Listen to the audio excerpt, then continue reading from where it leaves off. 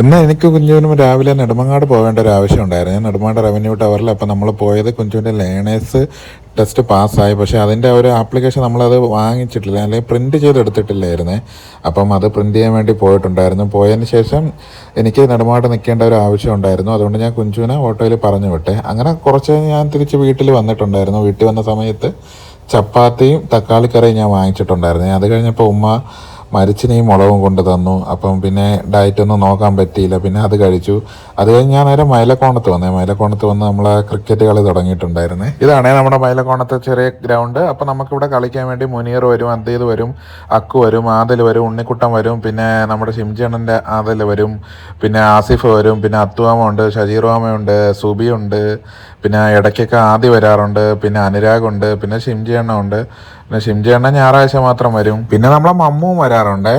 പിന്നെ ശരിക്കും ഇവിടെ ക്രിക്കറ്റ് കളി തുടങ്ങിയപ്പോഴേ എൻ്റെയൊക്കെ പണ്ടത്തെ കാലത്തെ ആ ഒരു വൈബ് എനിക്ക് തിരിച്ചു കിട്ടിയതായിട്ട് തോന്നുന്നുണ്ട്. കാരണം പണ്ട് ഞാൻ കല്ലാറിൽ നിൽക്കുന്ന സമയത്തൊക്കെ നമ്മളിതുപോലെ വൈകിട്ടൊക്കെ ക്രിക്കറ്റ് കളി, ഫുട്ബോൾ കളി ഇതെല്ലാം ഉണ്ടായിരുന്നേ.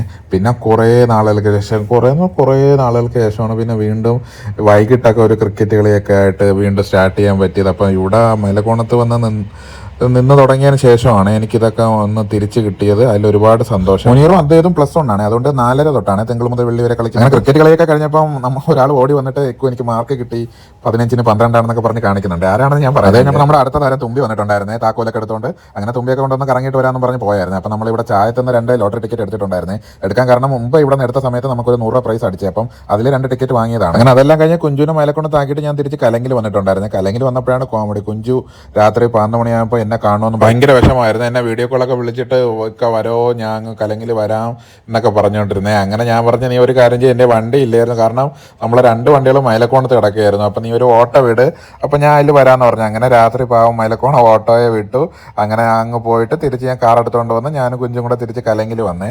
അപ്പോൾ കലങ്കിൽ 11:30 ആയപ്പോഴാണ് രാത്രി തിരിച്ച് കലങ്കിലെത്തിയത്. അങ്ങനെ പിന്നെ രാത്രി 11:30 ആയതുകൊണ്ട് തന്നെ ഉമ്മായ പിന്നെ വിളിച്ചെണീപ്പിക്കാനൊന്നും നിന്നില്ല. പിന്നെ നമ്മൾ നേരെ റൂമിലേക്ക് പോയേ.